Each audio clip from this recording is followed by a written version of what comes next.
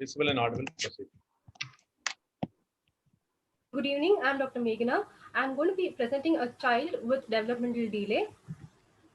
Here was Miss N, a 19-year-old female hailing from Chengalpettu, brought by her mother who was fair in reliability. The chief complains she has been coming for follow-up. She had a delay in attaining age-appropriate milestones from birth, had inability to use right upper limb, and history of recurrent seizures. Okay, Magna, we'll just stop here in the first minute itself. Yes, sir. After receiving these 3 complaints, can you tell me 5 differential diagnoses? Because you are going to base this differential diagnosis, you are going to raise all the questions centering on this differential diagnosis. Can you just tell few differential diagnoses for these complaints before you proceed to the history of preceding illness? Okay, sir. So, a chromosomal anomaly or a genetic condition which is causing the delay in milestone attainment, sir, or a structural anomaly in the brain development, CNS development, and cerebral palsies are based on the antenatal history if there's anything contributive, or any inborn error of metabolism, sir. Hello, sir. 1 minute. There is no way one can find out age-appropriate milestone from birth. They should avoid that. That from birth is not the correct. Even neurologist, I'm sure Mahesh Kamath, Yes, so I think they must be very careful in using their word because many a times this type of mistake happens the first, and then they become nervous. Yes, sir. Second thing is you need to tell the onset of the complaints. Okay, inability to use right upper limb. No? Since when did they know? Mother notice the child is not able to use the right upper limb, and like the seizures. You can say early infancy or something like that. Yeah, nobody can diagnose these symptoms from birth. Yeah. Second is seizures. No, starting from what age of life? Whether since the neonatal period or from day 2 of life, sir. But recurrent, it became recurrent on the age of 7 years, sir. Okay, but that has to be mentioned. Okay. What about the inability to use the right upper limb? And the mother noticed that from the age of 6 months of okay. life, sir. Yeah. So that should come in that chief complaints. Okay. Okay, sir. Proceed further. Yes, sir. Because the child has had a significant antenatal history with the mother, I would like to start the history of presenting illness from the antenatal history, sir. The mother's age at conception was 22 years. The father's age then was 28 years. They had conceived after 1 year of marriage life, and it was confirmed by the urine pregnancy test. She was a primary mother, and there was no history of previous miscarriage. The first trimester, she was registered in the nearby PHC. There was no history of fever with rash, no history of drug intake or irradiation, no history of being diabetic, hypertensive, or a seizure disorder or thyroid disorders in the mother. She received regular iron folic acid supplement during her pregnancy. In the second trimester, she received 2 doses of injection TT at the 5th and 7th month. The quickening was felt at around 6 months of gestation. There was a history of trauma while milking the cows, as she was a milkmaid by profession at the 5th and 7th month. Subsequently, antenatal scans were done, which were normal. There was no history of fever or drug intake or irradiation during the second trimester. No history of any urinary tract infection or false swelling vaginal discharge. In the third trimester, a scan was done 2 weeks prior to delivery, which was told to be normal. There was no history suggestive of a malpresentation or a lie in the scan. No history of being diabetic or hypertensive or seizures or any infections. The natal history, the onset of labor pain was recalled by the mother the previous evening, like around 6 p.m., and she was admitted at a government hospital near her home at Tirukalikuntam. She underwent assisted vaginal delivery by forceps, and the baby was born at 12 p.m. on 17th of 5/2004. The baby was term at birth with the birth weight of 3.5 kg, was appropriate for gestational age, and the baby did not cry at birth. Resuscitation was done with oxygen support, and the baby was shifted to Chengalpettu GH NICU via an ambulance. The child had a significant NICU stay of 45 days. Initially, child was on oxygen support and received IV fluids and medications. Child had voided urine on the first day and meconium was passed. Seizures and received IV medications for the same. Child was started on tube feeds with mother's express breast milk and formula feeds as well. On day 10 of life, child developed neonatal hyperbilirubinemia and was treated with phototherapy for the same for 1 day duration. Subsequently, the blood levels were normalized. Then the mother and baby blood group was done, which was A positive for both. On day 12 of life, a child was started on Palsy feeds with express breast milk. There was no history of obvious external anomalies or feeding difficulty in the baby, and the baby had a good weight gain during the NICU stay. The neuroimaging done was told to be abnormal to the parents. On day 45 of life, child was discharged on medications for seizures and advised follow-up. Mother was well trained regarding baby care, feeding, and physiotherapy. At home, child was lethargic but was taking feeds well, both direct breastfeed and Palsy feeds, because initially the child did not have a very good suck. Subsequently, child was only on DBF. Regular follow-up was done at Chengalpettu GH. The child was vaccinated there. The hearing and eye vision assessment was done, which was told to be normal. Physiotherapy also was being given. Child had a good weight gain during the infancy period. The mother had maintained a good compliance on medications for the baby. There was no history of respiratory problems or hospitalizations during infancy. There was no history of recurrence of seizures till the age of 3 years of life. At the age of 3 years and 4.5 years, child had a recurrent hospitalization twice for seizures, which lasted for 1 to 2 hours, generalized tonic-clonic type with uprolling of eyes with post-ictal drowsiness, and child received IV medications for the same. There was no history of triggering factor then, like fever. There was no history of trauma or cyanosis or vaccination prior to these episodes. From the age of 7 to 13 years, child had multiple episodes of seizures, up to 2 to 5 episodes per day at times, lasting from few seconds to few minutes at the maximum.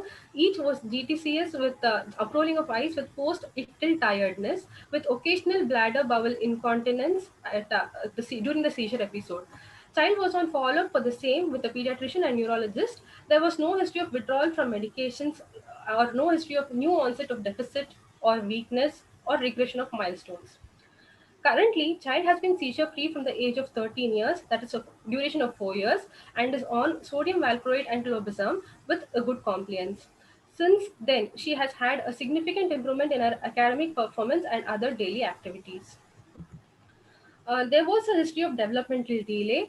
By gross motor, the head control was attained by 8 months of life. The child was able to sit with support by 2 years, sit without support by 3 years, was able to stand with support by 5 years, and stand without support by 6 years, was able to walk with support by 7 years, and without support by 9 years of life. The fine motor, the child was able to have a unidextrous grasp by 10 months by the left hand, was able to scribble by left hand at 3 years, and was able to write well by 8 years of life. She had an early hand preference of the left hand. Hearing, a child was able to listen to sounds by 6 months and turn towards it, was able to speak 2 to 5 meaningful words by 2 years, and was able to speak sentences by 4 years of age. She, however, had an abnormal speech which was comprehensible by caretakers. So regarding her social and adaptive skills, she attained a social smile by 8 months of life, was able to eat by self with her left hand by 4 years and without spilling, and was able to dress. She needed assistance for buttoning and tying laces, and she was able to dress by 5 years of age.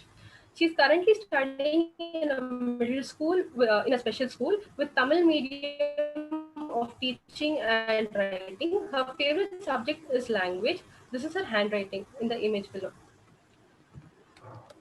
Child has had a global developmental delay and probably an intellectual disability, as she is in a special school in middle school, which is attached to the National Institute for Empowering Persons with Multiple Disabilities.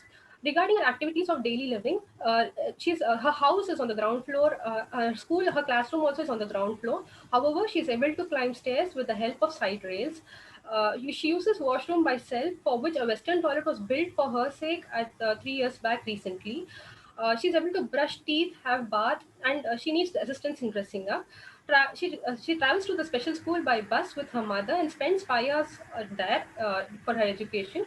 She helps her mother in sweeping and other household activities. She shows interest in cooking. She's friendly with her peers, gets along well with siblings, parents, and her teachers. There's no history of... Yes, if sir? I'm allowed to intervene, sir. Sir, can we discuss this and then go to the rest of the history, sir? Because yes, I can. Yes, sir. Yes, sir. So, Meghna, can you go to the first slide where you jotted down the presenting complaints. Yes, sir. The very first slide, I think the previous slide. Yeah. So the presenting complaints are delay in attaining milestones. So, sir, I wanted to just clarify certain things for the benefit of postgraduate. So, will it be okay, sir, if we say since early infancy? That will be more Instead of rather than. Okay. Just don't say from birth, karke, just say development of milestones, Right. and then you can describe it in HOPI. Like, because if you say since birth, no, then we get into trouble. So just say presentation with redeterminant of milestones. Okay. And, Right. Usually they say age appropriate milestones. The mother has mentioned that yes, sir, child is that's not also yet. yes, fine. So that itself means that it has Since been beginning, yeah. very early part of infancy. And the inability to use the right upper limb also should be qualified as to when the mother had noticed this. So this has been noticed since how many months of age, Meghna? At 6 months of life, sir. Right. So since the 6 months, the mothers will be noticing. And is there the third complaint as a part of presenting complaint? I think these recurrent seizures are all well controlled, and these are not the presenting complaints of the child. So basically, sir, we generally say the presenting complaints are those which brings the child to the hospital. So I think these first two are justified in calling them presenting complaints, and probably the history of seizures, as you have detailed beautifully in the rest of your slides, can be brought over in the later part of the history. Will it be okay, sir? It's fine. Both ways okay, I think. Like either in the chief complaints or it can come as a part of the history negative which you're taking. No? As a part of comorbidity history, you can take it there also. Okay. Right. And one another thing which postgraduates generally ask in these conditions where the problem is present since a very early part of life, should the history start with the antenatal history, or should it start with the history of presenting? So when this problem comes up multiple times, some what Meghna presented today, no, she started with the detailed what you call antenatal history, birth history. Some people get lost in one, and they don't like presenting with the what you call the birth history, because they say chief complaint is development delay, inability to use right upper limb and seizures. So just speak about the chief complaints. Don't go to the birth history. Okay, but if she doesn't tell about the birth history, then she'll have difficulty in analyzing the case. Okay, so what I use in my practice is I just say a statement that so and so is an NICU graduate. So and so is an NICU graduate. The reason for admission being either delayed at birth or a premature birth or jaundice on day 3 of life, something like that. Okay, and then say that child spent 1 month in the NICU or discharged after 1 month or after 2 weeks, and then start with the development delay when it is noticed. Usually it is noticed after 3 months or the 6 months when the mother goes for vaccination, or when Anganwadi teacher meets or some relative brings to the notice of the mother that this was the issue. So I prefer that just say one statement that so and so is an NICU graduate, and just give one hint to the examiner that some things are not right at birth. Sometimes the examiner may ask you to tell the details of birth history then and there only, or else you can finish the HOP and then visit the birth history in the birth history section. So depend upon the examiner's liking, you can safely play actually. Because if you don't tell the birth history, you'll be lost at that when you discuss etiology. And if you tell the detailed birth history, then you'll miss out on the HOPI. So this is what I have found useful in my practice, and this is what I teach my PGs also. Just say so and so is an NICU graduate. We tell our students if they have a positive historical finding in the antenatal history, like as this child had a natal this thing, generally we ask them to start with the antenatal history. But probably she could have reduced first trimester, second trimester, no significant past history. Mainly in the natal history, you could have started the natal history. But probably shorten the timing, as Professor Mahesh said, we'll be lost in the negative history. Yes, sir. So we can start with that. Only that first, second, and third trimester, probably we can finish up as no positive historical finding, probably concentrating only on the natal history. Right. After this, two questions are raised by judges, Magna, that also, can we, when Ramson has answered, asked a question, is the resuscitation with bag mask ventilation. How did he get the history? That's what you asked, sir, PRC, sir. Resuscitation with bag mask ventilation, you mentioned. How did you elicit history? Was there anything written in the discharge summary? No, she said resuscitated with oxygen. So I just wanted to know what is the resuscitation with oxygen? She just administered oxygen, or she was resuscitated with the bag mask ventilation or something? Something which is more severe, or just oxygen was administered? Okay, answer, Magna. So the mother gave a history that she saw the baby being resuscitated with bag and mask at the resuscitation table beside her. But then later on, the baby was taken to the other hospital, and so she doesn't know whether the child was incubated, sir. The mother saw the baby only on day 3 of life, sir. At that time, the child was still only on oxygen support via nasal cannula, sir. Okay. Just wanted to know the severity of if that's identified asphyxia. Can I Birth make one asphyxia. comment? Yes, sir. Yeah, as Dr. Tangwal has mentioned, if there is significant this thing, you can just mention a word. There was a definitive antenatal or neonatal event, which I'll be dealing upon later in detail. But you have to come straight away to the crux of the problem. So you can mention one word. Child was born and then had an antenatal or this thing, neonatal event, about which I'll be talking in the later. That's what you can give a hint. Am I correct, sir? That way, the flow of this thing, clinical details will be there. Otherwise, the Yes, sir. interest will be lost. Yes, sir. You're right, sir. Probably majority of the teachers prefer not to start with the antenatal history, sir. That's what can we presume? Yes, sir. Okay, sir. Okay, Magna. If we have any questions in this part of the history, sir, now the antenatal, natal, and the postnatal history, we can ask them out right now, and then we'll go to the history of presenting illness. So I think we don't have any questions. Yeah, this is comprehensive. Yeah. So we'll go to the complaints. Meghna, you can go. Yeah, just one comment I want to make. Sure, The please. fact that she has gone to this level of education, and you have mentioned there is only one limb involvement. That means it's not such a significant antenatal insult. Okay, those seizures were present, etc. Okay, recurrent seizures, etc. But that's why you have to tell that more after that. Okay, not in the initial stage. I have one question for Magna. The natal, I just come back to the slide and the natal delivery for assisted forceps delivery. How you could have prevented? Suppose you are the person there at the time of the mother coming there. If you have a role to make a decision, how you could have prevented this? Forceps delivery, and then baby had problems and the baby was transported. What could have prevented at this stage? Probably the person who was conducting the delivery would have taken a decision to transport the mother, Sir, assuming that is an obstructed labor, and transferring the mother and baby, mother and the fetus to the nearby hospital. Probably whole thing would have been prevented because she went through a uneventful antenatal period and she had problem only at this stage, causing a lot of burden for the parents. Probably that few hours of decision could have been better by transporting, if there is an obstructed labor, transporting to the nearby hospital. That would have been a better. That's what the lesson we learned from this child. Okay, continue, Magna.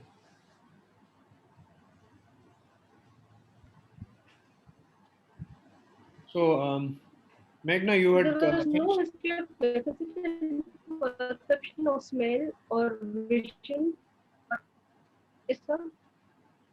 Oh, your voice was just breaking. Okay. So, nothing, you can proceed, then we'll discuss the history in detail. Sir? Can you hear me? Yes, sir. There was no history in deficit in perception of smell or vision. Yes, sir, I can hear you, sir. Yeah, you can proceed, please. Sorry. Okay, sir.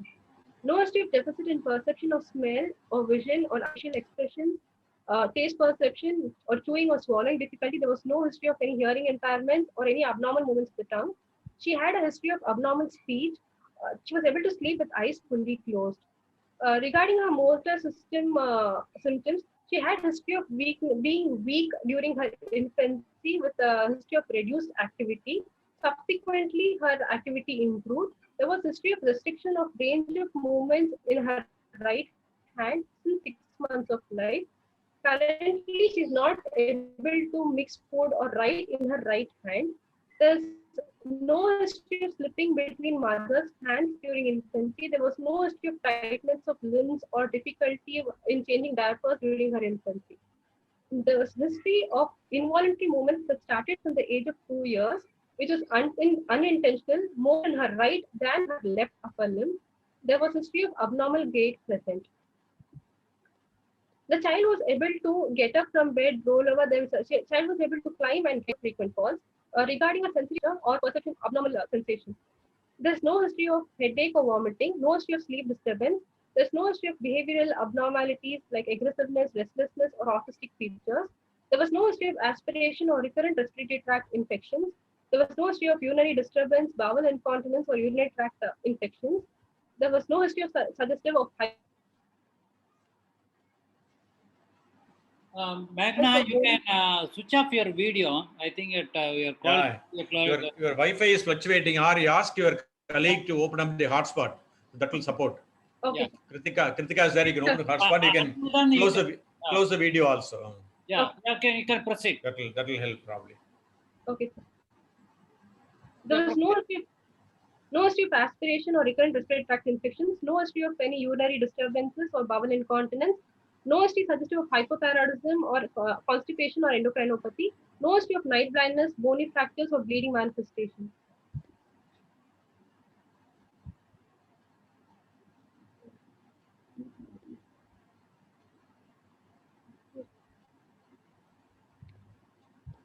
Magna, can you hear me? Yes, sir. Yes, sir. Yeah, proceed. Yeah. Okay, sir. The child attained bowel continence by 1.5 years of age. Bladder continence, the child was dry by day by 4 years and dry by night by 6 years of age. She attained her menarche by 12 years and she's been having her regular cycles from 15 years of age. There was a normal menstrual flow and no dysmenorrhea. Currently, child is well accepted at home and school. No behavioral abnormalities with family or peer. She's been receiving her national immunization by national immunization schedule at Chengalpettu GH and has received up to 5 years of age. The records were not available and the mother could not recall the details of vaccination. Her dietetic history, she's been exclusive breastfed up to 8 months of life. She was predominantly on a vegetarian diet and she's been having frequent junk food items, biscuits and bakery products near her home. She's able to eat on her own with her left hand. There's no history of dysphagia. She's not a picky eater, no food intolerance or allergy, or no food padism or pica. By 24-hour recall method, she's been having a calorie excess of 150 kilocalories and protein fairly adequate.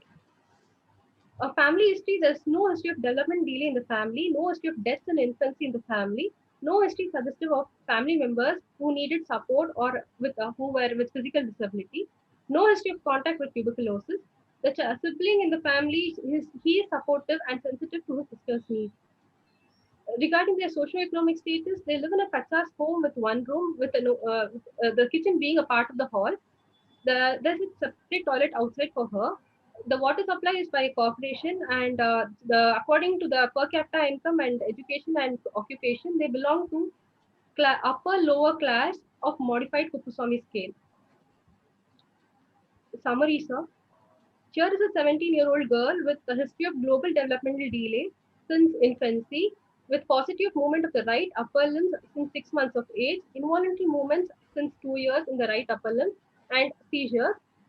She is currently seizure-free for 4 years and is on sodium valproate and clobazam with an abnormal speech. There's no vision or hearing deficit, and there's a significant perinatal event.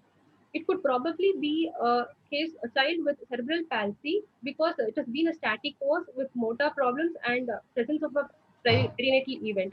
It could be mixed type because of the presence of involuntary movements and the right hemiparesis according to the history. And it could be a structural epilepsy due to the presence of seizures. Sir? Yeah, wait for the questions. Yeah. Yes, Meghna, thanks for the detailed summary.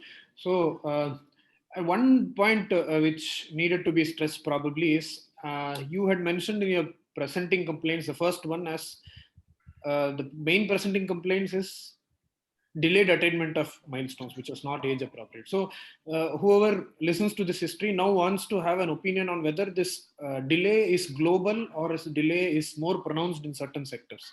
So your developmental, at the end of your developmental history, it would be better if you Nice. make a summary of what kind of developmental delay your assessment of the child by history you finally conclude. So what do you think with this history? Which sector do you think it is affected, and how do you define global developmental delay? Does this child qualify for that?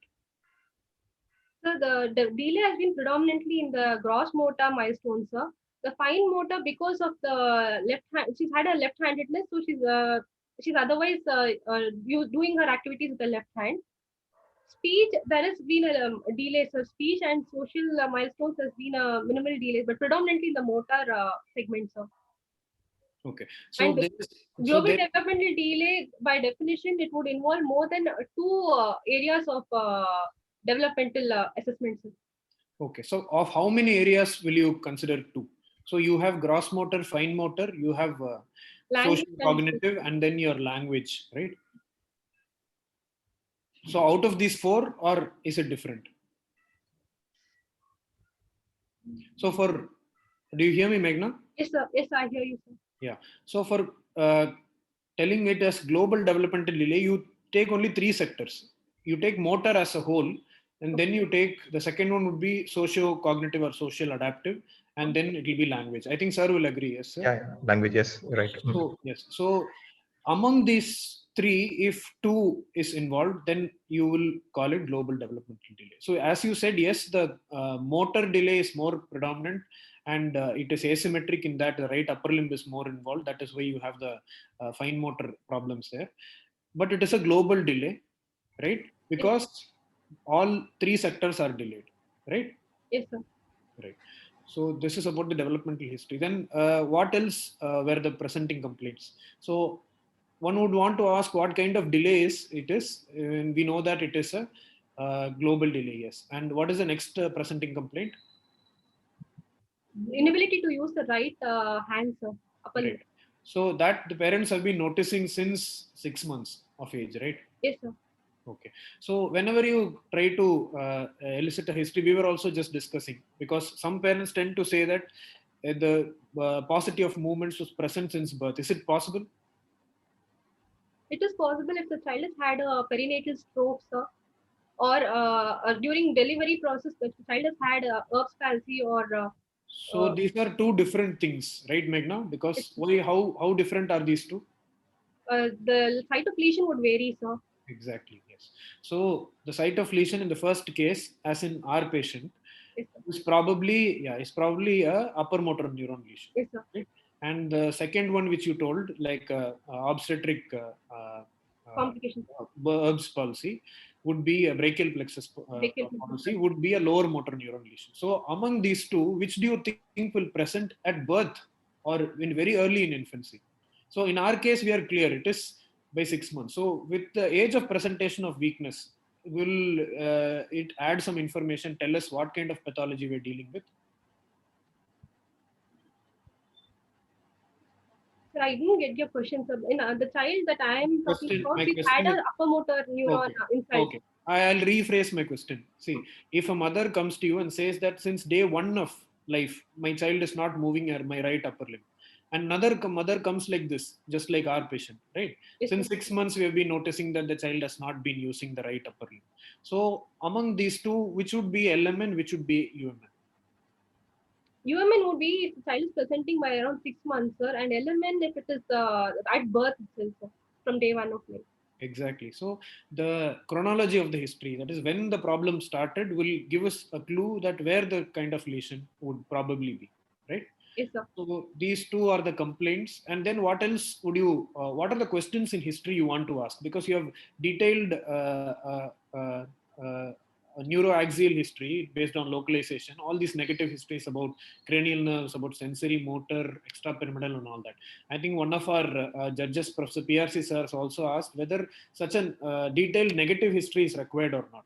So at the end of the presenting complaints, what all points do you want to ask? What are your questions? What is running behind your mind? What are the things which you want to ask in the history? So can you go to that slide once? Yes, sir, the negative history side, sir. No, the first presenting complaints. Because I think it is okay to spend such time on history, because history is the most important part. And sir and Tangavelu sir would agree. So delay, yes, there has been delay since when the patient has noticed, sorry, the parents have noticed delay. That question is answered. Is the delay global, or is it a speech delay, or is it an isolated motor delay? Yes, that has also been reasonably answered. Anything else you want to ask regarding delay? The cause for the delay, sir, regarding The question which Tangulu sir had also asked in the beginning, where it is chromosomal or because the child, So- that's a non-consanguineous marriage, so genetic cause is also ruled out. And So you want to ask about the etiology of the delay. So you first qualified the delay, and then you want to ask why the delay happened. Okay, so among the etiologies you have listed many things. So I think everyone in the judges and panelists panel had agreed that you have a facing statement that this child is an eco graduate, or this child had a significant antenatal history or a postnatal history, which I want to explain, later on. So that means that the insult to the brain had occurred around the perinatal period. If you do not mention that, then the question obviously arises that why is the delay due to? Okay, so you will try to answer that with the perinatal history, right? So it could be, so it could be a problem which is genetic, it could be a problem which is metabolic, it could be a problem which is acquired, right? yes, sir. Right. So these questions will be answered later. And the second complaint is inability to use the right upper limb. So you wanted to ask, since when was it noted? What else do you want to ask in your history of presenting illness? More information so that you can, lead to some conclusions. Sir, the developmental milestones itself, that we could, from the sequence of their appearance, we could get to know the prognosis of the child, whether the child will be able to walk and have a normal lifestyle, sir. And regarding complications of cerebral palsy, suppose the child is bedridden, not able to walk, then the child might have bed sores or any infections or recurrent urinary tract infections, and or constipation, or regarding her gastrointestinal system, sir. And if the child has had an insult, like it's in, and during the natal period, then child might have any bulbar signs of any bulbar palsy, having recurrent respiratory tract infections due to aspiration. The problem that the child has faced due to this insult, that's what I've tried to get during the history. Okay, Megna. So you mean to say that neurological history, generally we teach that you should ask about the neuroaxis, different parts of the central and peripheral nervous system where the involvement or affliction is. Second one, you want to ask about the etiology. And the third one, you want to ask about complications. So these are the basic three parts of the history. Okay. Yes. So this is there. But, when you know that the child has global delay and inability to use one particular right upper limb. So what goes on in your mind? Is it a problem which is only on one side of the brain, or is it a global problem? Global development delay, that terminology would include involvement of a larger area, sir. And because right upper limb predominantly would localize it to a particular area, sir. Like an. So yes, the problem is global because the delay is global, right? Yes. In addition to that, you have a focal problem as well. Yes, And sir. the third complaint is recurrent seizures. So you'll want to know whether the seizures are focal or not. Yes, sir. So it will mean that the problem is more in one part of the brain, but you have a global problem, right? Yes. So your history will primarily, though you divide this history into all these three parts and ask systematic questions, for the examiner or the person who's going to listen to this for the first time would try to, understand the problem in this way. Okay. So where is the problem and why is the problem, right? Yes, sir. Right. One thing, the time taken to complete the feeds, like how much time she takes to swallow and complete her diet, probably that will also give an idea about any presence of pseudobulbar palsy. That will make it more bilateral. That's the history on nutrition. Probably still more would have been elaborate. How much time she takes to complete the feeds, is able to swallow the food well, any regurgitation, aspiration. So that will make it as a point towards a bilateral lesion, even though features are more, complaints are more towards only one side. That will make the things to be due to a bilateral impairment. That also would throw a clue. And I asked one question on behalf of students. One of our examiners told that the development delay, is there any cutoff point? Up to this year only we can say, like 5 years, 6 years. Beyond that, the terminology differs. Is it so, or we can use it up to any age?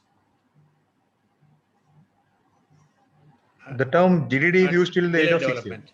GDD is used till age of 5 years. Right? 5 years only. Beyond that, what is the terminology? You can't use that terminology. You use the term ID, sir, intellectual disability. Intellectual disability. Like, Despite being motor lesion also. Yes, it involves more than 2 domains, sir. Below 5 years, we use the term GDD. And beyond 5 years, we use the term. Yes, sir. Okay. Thank you, sir. Thank you. One more thing, Meghna, in this child, now you told inability to use the right upper limb, no? Yes, So if you sir. are concluding it as hemiparesis, you should even talk about lower limb also. Like, okay, how is the right lower limb? Like when she walks, does she drag the right lower limb? Okay. And historically also, you should try to distinguish whether it is whatever increased tone is it.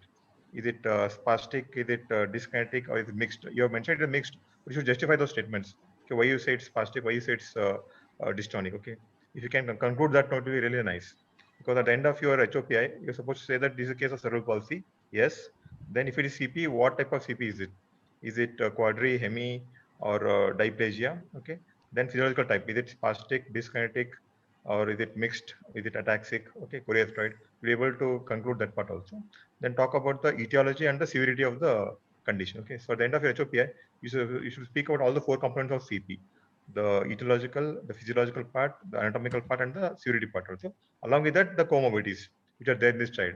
Some of them mother might have complained to you. Some you need to elicit from the history taking by taking a detailed negative history. Okay. So how do you say that this child has got predominantly spastic or predominantly dyskinetic CP? What points in the history will help you in making this distinction? It could be dyskinetic because the child has had involuntary movements. Yeah, that's what you should describe the involuntary movement, because it's very obvious, it's very vague involuntary movement. So you should describe what type of involuntary movement this child has got. Child is having sir, actually I put it up in the examination part. Can we use the term like acetosis here, sir? Like No. It has to be in what you call mother's words only. But you should make some attempt to say okay, whether it is dystonia, is it what you call chorea. Okay, you can ask some terms, but you should be able to at least make an attempt to say what type of involuntary movement is this. Okay. Makesh, one point I want to make, yes, if allowed. See, you have mentioned about about lower limb involvement. Yes, she has mentioned probably cerebral palsy, mixed type involuntary movements, right hemiparesis. So that point has come, that lower limb is also involved. But so you are mentioning about dragging and this thing, this thing, some circumduction gait, etc. Yes, but she, in the history, she couldn't mention. Yes, that should have come in her history also. No, when she says that the requisite use of right upper limb, she should also comment on the right lower limb. So she can comment both, means we can conclude that it is hemiparesis. I'm thinking it is monoplegia. I think the examiners want more elaboration of what is present and what helps you in assessing the progression. Then so many negative histories, more rather important than negative, what is not there. Okay. Spend more time on what is present. Yeah. And the elaboration of that will give you really a very good idea regarding the severity and progression. Don't worry about the comments. It's only learning period, so we are trying to tell you. So don't get upset, okay? Time is less. In an examination, you will get only maximum 25 minutes for discussion with examiner. Maximum 30 minutes. All right, sir. Sir, do we have any other questions on the history and the summarizing of the history, sir? Yeah, I would like to ask Meghna, what is the probable cause for this event? What do you think is the probable cause? It could be the child has had a perinatal event significantly, sir, where there was a lack of cry at birth and undergoing resuscitation and had an NSU stay with history of seizures on day 2 of life. Okay. So you think it's hypoxic encephalopathy or something else? What exactly would have been the neurological insult at that time? It's hypoxic ischemic encephalopathy. HIE. It's the Or probably any other would have been a cause. It's instrumental delivery. The child developed seizures immediately, and then you also noted that there was some weakness was observed. So apart from HIE, anything else would have been possible? For neonatal hyperbilirubinemia, the child had, sir, but it was on day 10 and... No, at the time itself. At the time of delivery itself, apart from HIE, what other thing can contribute? Hemorrhage can be one reason. Hemorrhage. So that can... So this is what you expected, sir? Yes, sir. Yes, sir. Thank you. What did you tell about your diet history? You said 20 grams is expected for this 17 years. What is that age? 17-year-old female, sir. The revised ICMR recommendation is only 20 grams for a 17-year-old girl. 0.2 gram per kg. 0.8 to 1.2 grams depending upon her quality of for the ideal weight. So please check it up, okay? Okay, sir. Okay. Okay.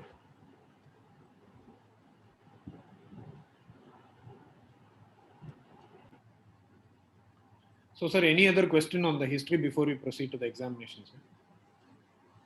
I think it's covered comprehensively. I think you can go ahead. Right. So you can go for the examination. Child on examination was found to be alert and he was interactive. At examination, she was sitting on bed with her right upper limb held in adduction at her shoulder and flexion and rotated at the elbow. She had flexion at the wrist with involuntary movement in the right hand. There was no history of there was no pallor or cyanosis or icterus or clubbing. There was no lymphadenopathy, pedal edema, or no neurocutaneous markers. Her vitals were stable with a temperature of 98.7 with a pulse rate of 86 per minute, normal in volume, regular rhythm, and all pulses were well fed. Her respiratory rate was 18 per minute, which was thoracic, and there was no work of breathing. The blood pressure was measured in the left upper limb in supine position, which was 96 by 60 millimeters of mercury. Her saturation at room air was 98%. On head-to-toe examination, her skin, there was no neurocutaneous markers. BCT scar was present. Hair appeared normal. On face, there was no dysmorphism. Eyes, there was no cataract or ptosis or nystagmus was been noticed. The nose and throat examination were normal. Oral cavity, there was no caries. The tongue had a normal bulk and no fasciculations were noticed. Chest and abdomen appeared normal grossly. The limbs, there was no thumb or toenail discrepancy. There was a contracture noticed at the right wrist joint inflection moment. It was dynamic because she was able to extend with the help of her left hand. There was no involuntary movement. There was involuntary movement noticed in the right hand more than the left hand. The SMR staging was done by Tanners, which was 5, and she was an adult female. Her anthropometry, her weight comes between 50th to 70th centile. Her height was between 3rd and 10th centile. The BMI came between 23rd to 27th centile, which suggested obesity. Because it's a neurological complaint, I would like to proceed with the CNS examination, sir. The head size? The head size, I did not take the head circumference, sir, but it appeared normal, sir. Because she was a 17-year-old, I did not. No. Head size is important at any age, okay? If you have microcephaly, it's significant at any age, okay? So you should mention head size in a neurological patient, okay? No, irrespective of the age of the child. The higher mental functions, child had an appropriate behavior and appearance appropriate to the scenario. She was oriented to time, place, and person. Her speech and language was she was fluent but had hypokinetic dysarthria. There was no dysphonia.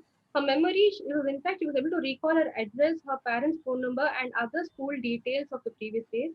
Her higher cognition, calculation, she was able to do simple addition and subtraction.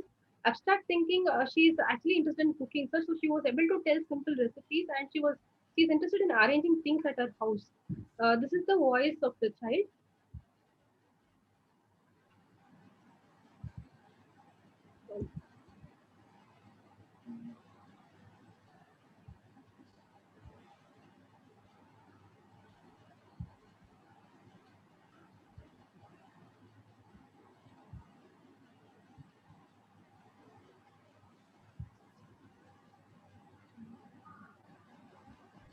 Hello? Yes, sir. Yes, sir. 1 second, sir. She's trying for a videos. Okay, right.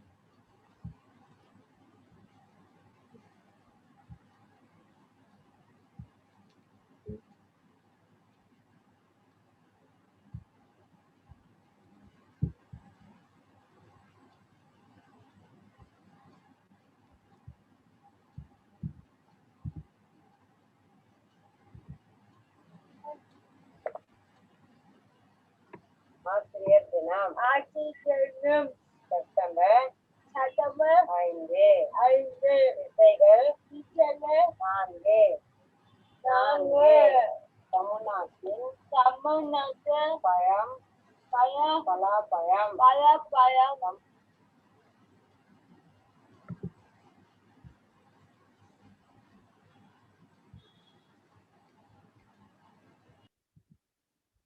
Regarding a cranial nerve examination, she was able to perceive the smell of a coffee and a soap. The second cranial nerve, by confrontation method, her field of vision was termed as me as an examiner. Her color vision was normal. She was able to recognize colors, and direct and consensual reflex showed a bilateral equal reacting pupils. Fundus was normal. Third, fourth, and sixth cranial nerve, the extraocular movements were full and there was no ptosis or squint. The fifth cranial nerve, sensation on the face were perceived. The masseter and jaw movements were normal. Jaw jerk was absent. The seventh cranial nerve, facial symmetry was normal. There was no deviation of angle of mouth. The wrinkling of forehead was normal. She was able to blow her cheek. Nasal labial folds were normal bilaterally. The eighth cranial nerve, by Renee's, her air conduction was better than bone conduction bilaterally. And the Weber's examination, there was no lateralization. The ninth and tenth cranial nerves, palatal movements were normal bilaterally. The uvula was midline. There was no pooling of secretion, and the child was able to swallow. The 11th cranial nerve, there was normal power of both the sternocleidomastoid and the trapezius. The 12th cranial nerve, the tongue was normal by bulb, the tone was normal, and there was no deviation of tongue. The motor system examination, by inspection, the right hand appeared to be thinner in size. Palpation, there was no tenderness. Involuntary movement, there was dystonia seen in the right upper limb with atitosis. More seen in the right compared to the left upper limb. It was static, it was action specific, which was seen more during activity than at rest. So I'm going to play a video of the same, sir.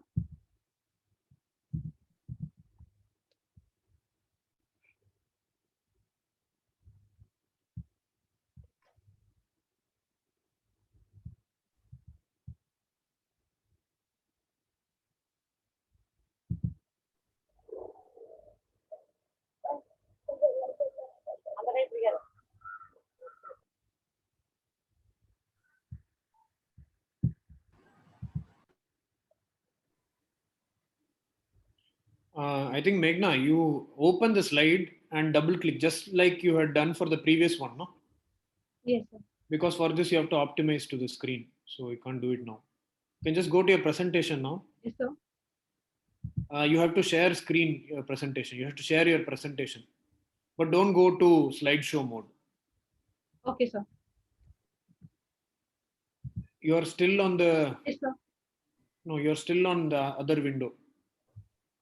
So you have to go to share screen. Yes, sir. And select your presentation. Okay, sir.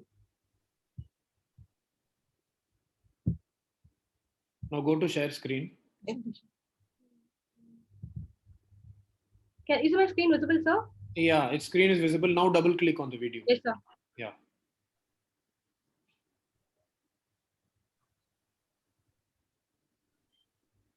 Can you play it again? And what do you want to demonstrate? Her posture of her right upper limb, so the hands, so the flexion at the wrist joints, sir. Anything else you want to show in this video? Her lower limb, she's able to stand on limbs, but there's no abnormal movement seen. It's more in the right than the left, sir. Lower limbs appeared normal. Play the video again. Play the video again. Yes, sir. The first video. Yeah. Yeah. Look at her right leg, the right toe, great toe.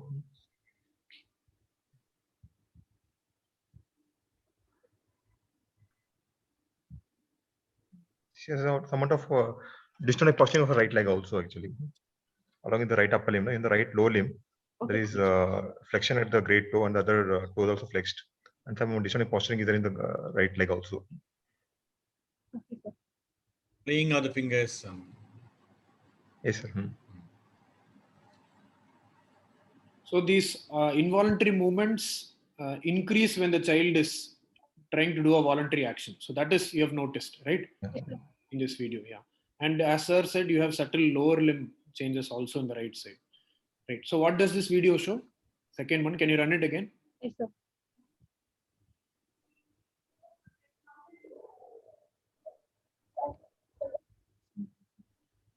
The proximal muscle powers were normal, sir, and there's a dystonia of her right arm, and she's able to lift her shoulders, lift her hands above her shoulder level.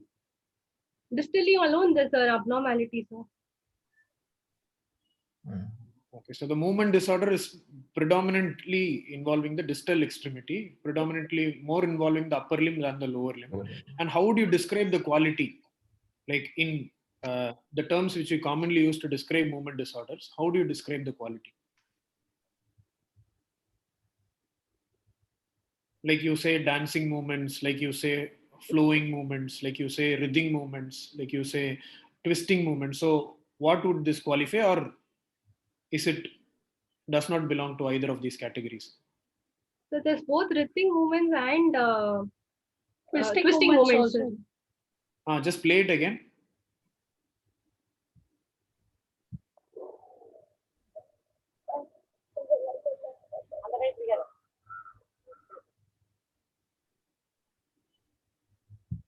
Sir, how do you think should be best described, sir, this movement?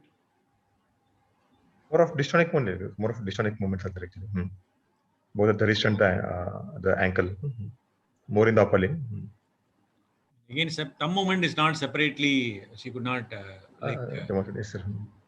Sometimes they can have a component of both spasticity and dystony. Both can be there in a given case. Right elbow flexion, there is some contraction. Yes, She is not able to extend completely like the other one. Even the right knee is flexed compared to the left knee. So the right side we have qualified the movement. So do you think the left side is also normal, or do you think the left side is abnormal? So left side also there was an abnormality, sir. There's one more video when I'll be playing when the child gates, sir. There also child is having an adducted thumb and writhing movements of the right left hand also was seen, sir. So you feel the left is also abnormal? Yes, sir. Right. Okay. So at the end of examination, we'll talk about the right side alone. So are you able to make out whether the child has problems in movement just because of, weakness, or because of the movement disorder, or is it a combination of both? It's a combination of both, sir. She has movement disorder as well as weakness, sir. Weakness. So you think both the pyramidal and extrapyramidal? Yes, both are. So now the question comes because we know the problem is global, right? So you have to have some evidence of the other side involvement as well. So as you said, probably you should demonstrate and convince us that the left side is also involved, although to a lesser degree. So can you proceed and show that video? Yes, sir. Yes, sir.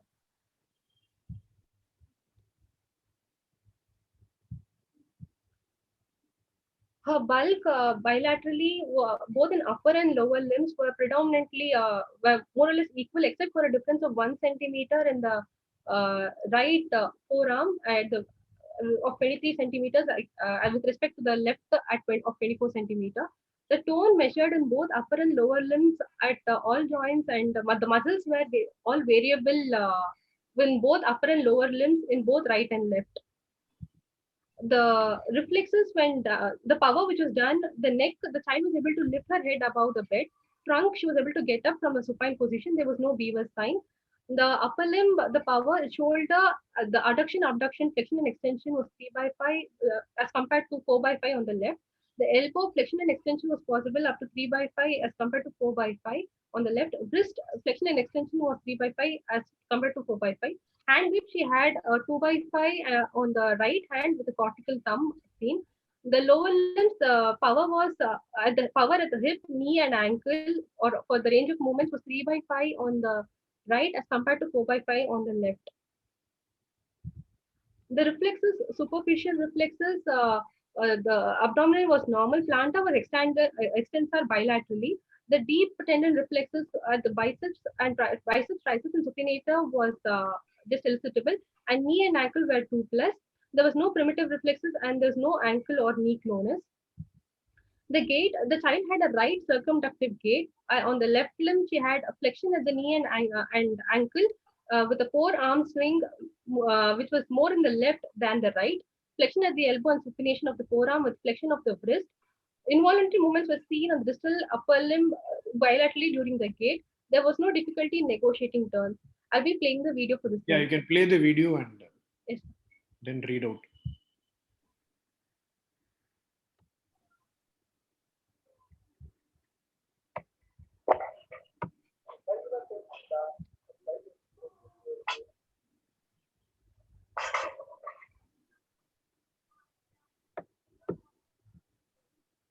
So the right arm does not swing as much as the left, is it? Yeah.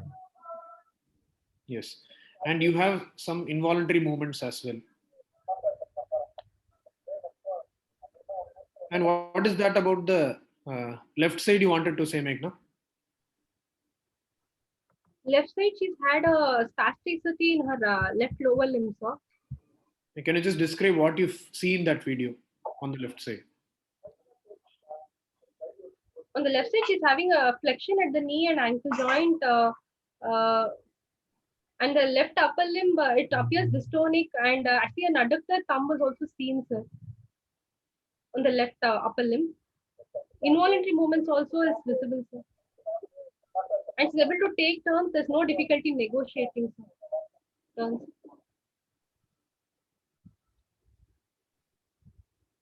It's not very obvious that left thumb, no?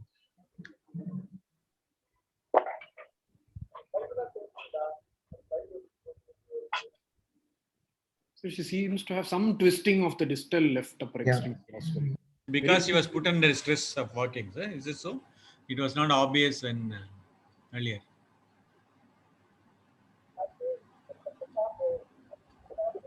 And the left side also, her swing of her lower limb is stiff.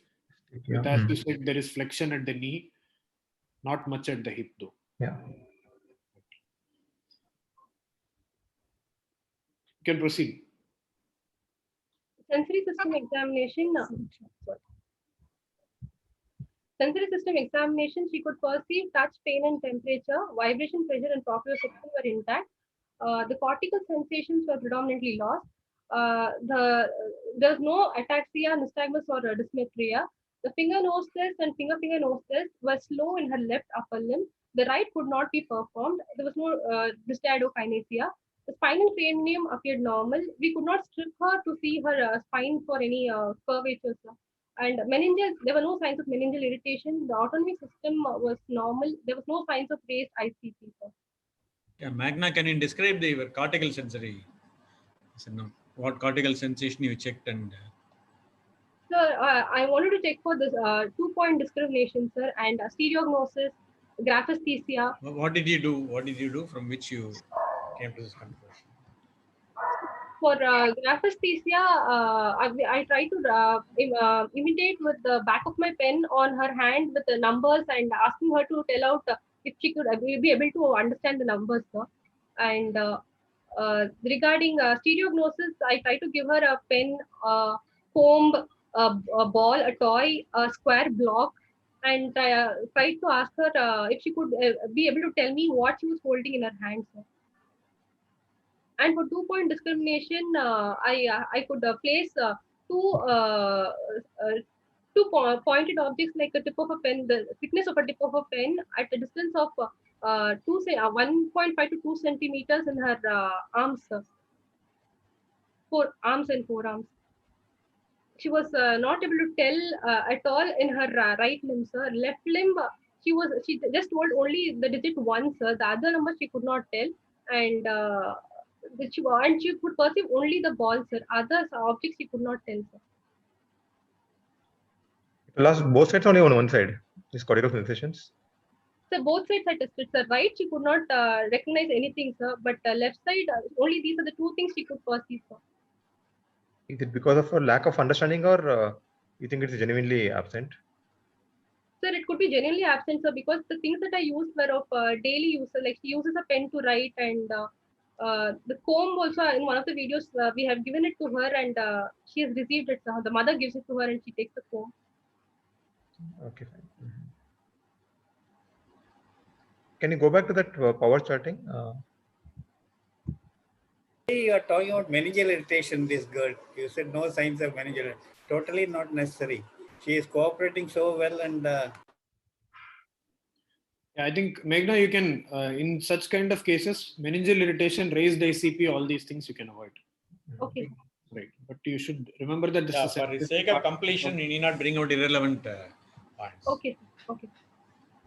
This power chart you mentioned on the right side, wrist extension is 3/5. Okay. So do you think it's possible? Like, is she able to make this a movement? Because her hand looks like to be in total flexion deformity only. Okay. Is she able to extend the wrist joint? No, sir. Actually, it is wrong, sir. Flexion, she had to. Yeah, flexion is fine. Okay, but wrist extension 3/5 is difficult to digest actually. Okay. Coming to the tone part, just come to the tone. Again, tone also, it's better to describe in terms of joints. Okay. Upper limb, you can say shoulder joint, then talk about flexion extension, abduction adduction. Okay, then elbow joint, flexion extension, wrist flexion extension, abduction adduction, and then the fingers. Okay, finger grip. Okay. So that you can qualify properly. Like, okay. So both for upper and lower, you should do joint wise and group of muscles wise. Okay. So that way you can usually diagnose spasticity and dystonia very easily. Like, okay.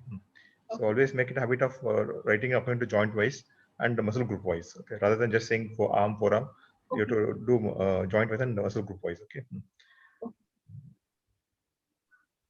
And you can always use this. There's a tool called HIT tool. Okay, hypertonia assessment tool. Okay. It's a very nice tool which can use this tool to diagnose spasticity, dystonia, rigidity, or mixed tone. Okay. It's a very simple tool, and I think you can carry it to the exam also. You can use the tool to distinguish spasticity from dystonia from rigidity, or sometimes you have what you call increased tone or what you call mixed tone. No, you can easily qualify that. Okay. Okay, sir. Anything, Shivan, you want to add? Sir, one just for the benefit of postgraduate. Shivan, can you explain that tools what Professor Magesh mentioned? Sir, yes, sir. Sir, it is called the hypertonia assessment tool. Sir. It is basically to distinguish between the different types of hypertonia. So it is based on the facts that the pyramidal hypertonia is velocity dependent. So this is one of the points. There are many points. Pyramidal hypertonia is usually velocity dependent, and when there is extra pyramidal, it is not usually velocity dependent. So this is one point. And in certain types of dystonia, you have usually a worsening or improvement by moving the unaffected limb. So that does not happen in the case of pyramidal tract lesions. So that is one point. And then presence of a spastic catch, which is usually seen in pyramidal tract lesions, which is not seen in the extrapyramidal lesions. So there will be always equal resistance to passive stretch during a bidirectional movement of a joint. So that is really seen in rigidity. So even the extrapyramidal tone, you can classify into rigidity or dystonia based on this. So this is basically, there are 7 points in this. Based on that, you attain a score, and then you finally decide whether it is hypertonia due to pyramidal, extrapyramidal. If it is extrapyramidal, is it rigidity or dystonia? So this is what it is about. It's really available online. If you go for the Google image search, you will get a 3-color document, which is just one table, which has all this. I think PGs can go through this. So, sir, I just wanted to make one point for the benefit of postgraduates. Meghna, you had mentioned in contractures, you had mentioned dynamic. So what do you mean by dynamic contractures, and what is fixed contractures? How do you assess, and what is the relevance? Can you go to that slide? You had mentioned that in elbow, she had a flexion contracture, right? Sorry, elbow. Wrist. So what do you mean by dynamic contracture? Dynamic because she was able to extend it with the help of the other hand, sir. It was not fixed. It was not just. So basically, the thing is that, see, a contracture can be due to stiffness in the muscle, or it can be due to fibrosis of the joint, right? So fibrosis of the tendon, and then so it basically tends to differentiate this dynamic versus static contractures, or fixed contracture tends to differentiate between these two. So usually we have 2 kinds of movement in a joint. So we call that R1 and R2. So when you slowly, for example, I'll take the example of the wrist. So if the wrist is in flexion contracture, you will try to extend it first fastly. So that is called R1. And then you will try to extend it slowly. So in a fixed contracture, R1 will be equal to R2. It means that whatever force you apply, whether it is slow or fast, you will get the same amount of extension only when you assess for flexion contracture of the wrist. So when in case, so this is a fixed contracture, it means that the joint is fibrous. That is, you will have to go for a non-physiotherapy management, or you should need to go for a surgery. So if you talk about dynamic contracture, it means that when you quickly move the joint, that is extend the wrist joint, so the R1, you're able to, move it. And then you slowly extend the joint, you're able to achieve some more extension of this angle. So basically R2 will be more than R1. So you will have a difference between R1 and R2. Okay. So that means that the spasticity or the tightness of the muscle is contributing to this, and this will be remediable by physical means, that is by physiotherapy. So this is why your dynamic versus fixed contracture is important. So this is more important. It's more important in the lower limb, but it is also seen in patients. Physiotherapy and also splint, like wrist splint, also will prevent it further contractures. So all kinds of physical maneuvering will help until the joint is fibrosed. So if the tendon is fibrosed, then you will have to do a tendon lengthening procedure or a surgery in such patients. So this is what is meant by dynamic contracture versus a static contracture. Sorry, fixed contracture. So any other questions, sir, before we move to the summary? One more thing on the DTRs, no? Just go to the chart of DTRs, deep reflexes, yeah. So how do you grade DTRs? Kritika can answer. Kritika. Grade 0 not elicitable, sir. Grade 1, there will be 1 minute. What is 1 plus? What is 2 plus? What is 3 plus? What is 4 plus? 1 plus is just elicitable, sir. 2 plus is present, which is that of the ankle jerk. 3 plus is brisk, which is equivalent to that of knee jerk. And 4 plus is exaggerated, sir, associated with slowness. Okay, so here knee ankle is normal and the upper limb is sluggish. Yes, sir. So what is the conclusion at the end of your DTRs?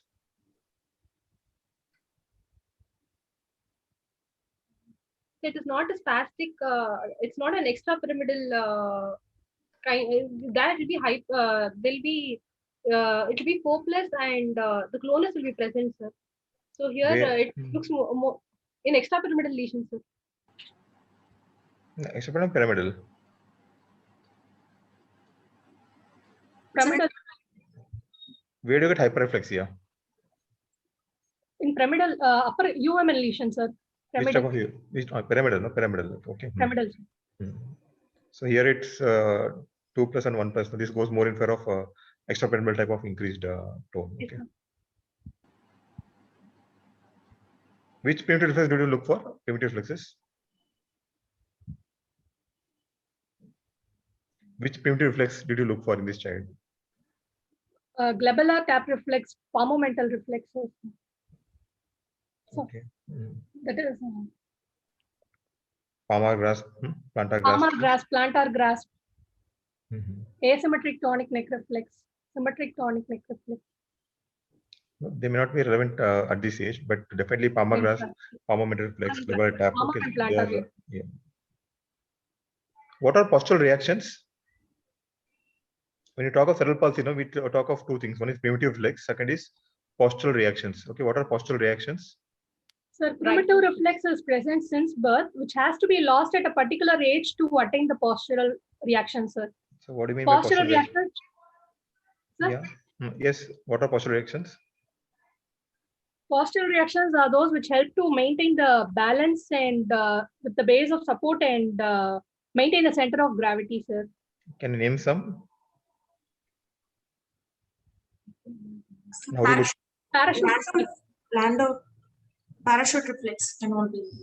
Parachute and prop reactions. Okay, you've got lateral prop reaction, forward prop reaction, backward prop reactions. Okay, so both prop reactions and parachute, they are the postural reactions. Okay?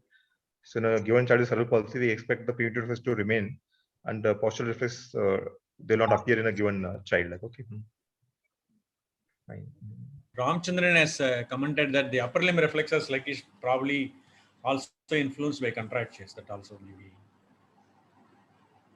Yes, sir. Contractures or the muscle is not getting relaxed completely, sir, because of the increased tone, you're not able to get the muscle relaxed completely, and sometimes that may interfere with the elicitation of the DTR size.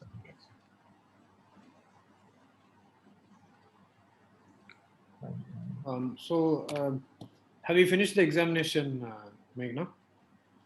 Is there anything else in the examination you want to say?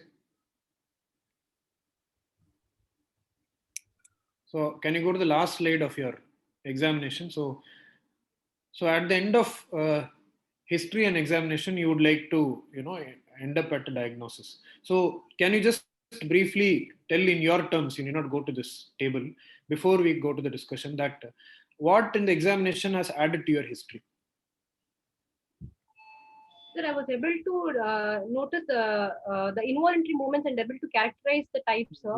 And the mother actually said that they were concerned about the right upper limb paucity, sir, but the child also had involvement of the other all limbs, sir. Right. So that is one which we are able to find out, that the lower limb is also affected, and there is bilateral involvement as well, though it is not very prominent as right. far as Though it but is right more than left, upper limb more than lower limb, all limbs are definitely affected. Yeah, and more importantly, you were able to say whether it is a pyramidal tract lesion or an extrapyramidal or a mixed. So that you were not clear with, the history, right? You didn't know whether the child was not moving his upper and lower limb on the right side because of involuntary movements or because of weakness. So you have confirmed that because you have both pyramidal signs as well as extrapyramidal signs, right? Yes. So what else have you confirmed in the examination? What has the examination added? Anything else? So regarding her dysarthria, sir, we could get to know it was not a peripheral lesion, sir. Like the cranial nerves were normal, and there was no drooling, and the palatal movements were normal. The uvula was midline, and right.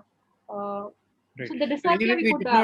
Right. So anyway, if we had a peripheral nerve lesion, then that would be a surprise to us, right? Because we already had decided that it is a human lesion. Yeah, the tract involvement was what we were worried about. As sir had mentioned, the OFC or the head circumference is very important. So irrespective of the age of the child, because in such kind of children with perinatal insult, many of these children grow up to have very small head circumferences. So that will tell us about the severity of the insult. That is important. And anything else you wanted to know about cortical sensory loss is also added, no? In addition to history, yes, we're able to localize to cortex. So that is a new point which we know. So we know that it is a pyramidal as well as extrapyramidal lesion. All four limbs are involved, right? Though asymmetric, right side is more involved, and there are cortical sensory loss as well. And then anything else in the history? Sorry, in the examination. I think that is it. So, Shivan, there is a question raised by Dr. Ramchandran. What is hypokinetic dysarthria? First to Magna, then the examiners can answer that. Hypokinetic dysarthria. Magna? So, Magna, what are the types of dysarthria and how do you, qualify them? You can just describe. So cerebral dysarthria, so where the child will have a stammering or staccato speech where the individual syllables will be broken, sir. Like for hypokinetic, hypokinetic, that's how they break it up into individual syllables. And there is a pseudobulbar and bulbar dysarthria, sir, where in pseudobulbar the child will have speech wherein it would mean the child is having like with a nasal twang, sir. Like the child is coming, the voice is coming from the back of the mouth, oral cavity. Then and the slow. This child had a slowing in talk and as well as slurring in her speech, sir. That's why I have termed it as hypokinetic dysarthria, sir. Okay, so I think we can just classify it in a very basic way, just like we try to localize a lesion in the right upper limb, no? The lesion responsible for the right upper limb problem. Okay. So basically it is UMN or LMN. Okay, so you can have dysarthria in both. So in LMN it will be flaccid dysarthria. So how will be the words? In that condition you will have a very airy, it will be very, hypernasal, and you will have a very airy voice. So that will be the kind of dysarthria which we see in LMN lesions. An example of this is, any kind of a weakness which you see in probably GBS, which is involved the bulbar musculature or diphtheria and all that. So this will be LMN, right? And then in UMN, how do you classify? What are all the lesions where you can have? You can have it in the pyramidal tract. You can have it in the basal ganglia. You can have it in the cerebellum. Okay. So cerebellum is what you described now, right? So, undue stress due to each word, that is called, your scanning speech. And staccato speech means that sudden explosive stress over particularly over the consonants in that word, right? So this is scanning as well as staccato is been used to describe cerebellar dysarthria. And then you go for basal ganglia. So basal ganglia, what is the problem basically? So you'll have a slowness of speech. So it is written that it is hyperkinetic, can be hyperkinetic as well as hypokinetic. But what we find in this child is kind of slow speech, and we do not have any other features of cerebellar dysfunction, or even in dysarthria, we do not have the classic scanning or staccato speech. Hyperkinetic dysarthria is also described where these involuntary movements come in between the syllables. Like suddenly you have a raise in the voice and suddenly you have a fall in the voice. So all these things can happen because these are all going to be involuntary movements. No? Just like you have involuntary movement of the upper limb while trying to lift it, suddenly you can have a very unexpected rise in the pitch of the voice. So that can be hyperkinetic or a very fast. Example is rheumatic chorea. The patient rheumatic chorea has a typical hyperkinetic dysarthria. Yes. So hypokinetic, typically we say in those with Parkinsonism in adults. In children, this kind of cerebral palsy would be an example. So roughly this child would fit into this kind of dysarthria which you have described. So I think that is okay. Yeah. So sir, Thangavelu sir, any other questions on this before we go to? I think she has very beautifully summarized the functional status as sir has mentioned. Because more than identifying where there is a lesion and why there is a lesion, now that we know that this is due to a perinatal insult and you have a global lesion in the brain, and there is more of left hemispheric involvement, primarily involving the pyramidal and extrapyramidal tracts. And function-wise, etiology probably etiology we'll be discussing because there is scope for discussion because it is quite atypical, this kind of mutation. And she has mentioned this GMFCS, MAX, CFCS, EDAX. What is this? Can you just explain this for our postgraduates? I think this should be demonstrated in the it should be part of examination. Before you go to diagnosis, no? At the end of your senior examination, you can just do this functional assessment also. Yes. So just like you had mentioned, no, Meghna, at the end of the history, you had mentioned about the activities of daily living and the functional status of the child. Yes. Just like that, as sir has mentioned, you can put one slide, or after when you finish your case sheet, you can write the functional examination of the child and write down all these scales. So what are these scales, Meghna? Sir, GMFCS is the gross motor functional classification scale, sir. All these scales actually have five grades. In GMFCS, they classify whether the child is able to walk without limitation would be grade 1, and with severity it's up to grade 5, sir. 2 is walks with limitation, 3 is walks with a handheld mobility device like a crutch or a wheelchair, sir. And 4 is child has self-mobile with limitation, he will use his power, sir. And in grade 5, he will not be able to use his power. He will be totally dependent on a caretaker and will be transported in a manual wheelchair, sir. Very good. Regarding MAX, it is a manual ability classification system, sir. So GMFCS is basically for the mobility of the child. It's a mobility, yes, sir. And MAX is for? The upper limb. So it is based on basically the hand, function of the hand to do all these motor activities, fine motor especially. And you also have grading. I think this is very easily found online. So I think all postgraduates should take out this and mention this in your examination. And what is CFCS? You need not go into the classification, just expand it. Okay, sir. CFCS is communication function classification system, sir. Depending upon the child's communication, whether it is perceived, whether it is slow or normal, and whether it is perceived by normal people or just with only by familiar family members. Right. So basically it is to test the language and communication function of the child, right? And then what is EDAX?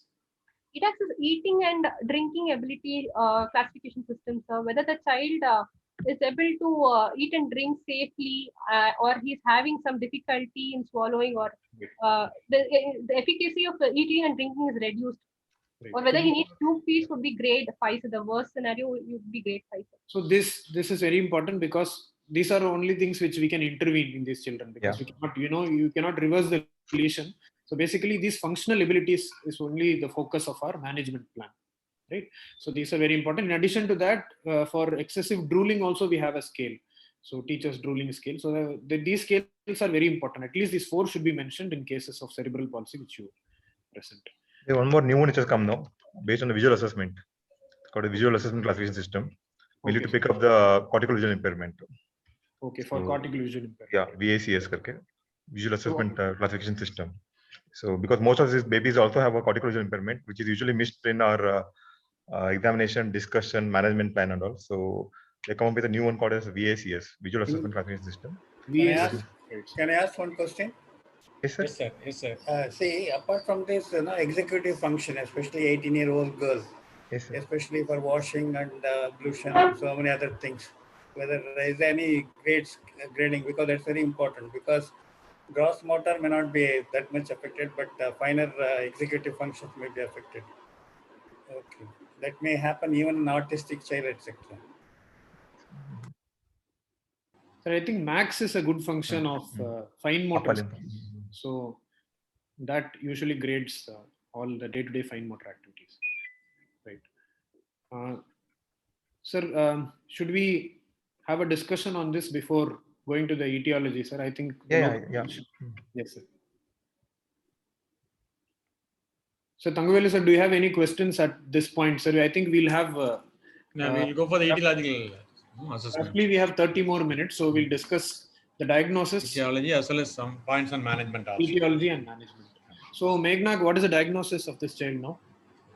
So the diagnosis would be the child is having a mixed cerebral palsy with intellectual disability, which could be mild. We haven't done an intelligence quotient grading, sir. With structural epilepsy, with a dynamic contracture of the right wrist, no vision or hearing abnormality, with the child being overweight. Sir, I think our senior should tell us which all to mention in the final diagnosis. So she has mentioned many other things like the problems of the child, including dynamic contracture, no vision, hearing abnormality. Is it okay to mention all this in the diagnosis, or how should the diagnosis be? I think it's important to mention that. Whether correction all is the needed important or problems- not. Right. So all it's this better to include all of them, better to because they're the management oriented. Yes, sir. Right, sir. Right. So yes, diagnosis is okay. So why do you think it is cerebral palsy? How do you define cerebral palsy? Cerebral palsy is, by definition, it includes a group of disorders of movement and posture causing activity limitation, which is due to some non-progressive disturbances happening in the developing fetal or infant brain. Sir. Right. In addition to that, you will have what are the other comorbidities which are usually present? Visual and hearing problem or cognitive abnormality. There is a I think 5 or 6 things: right?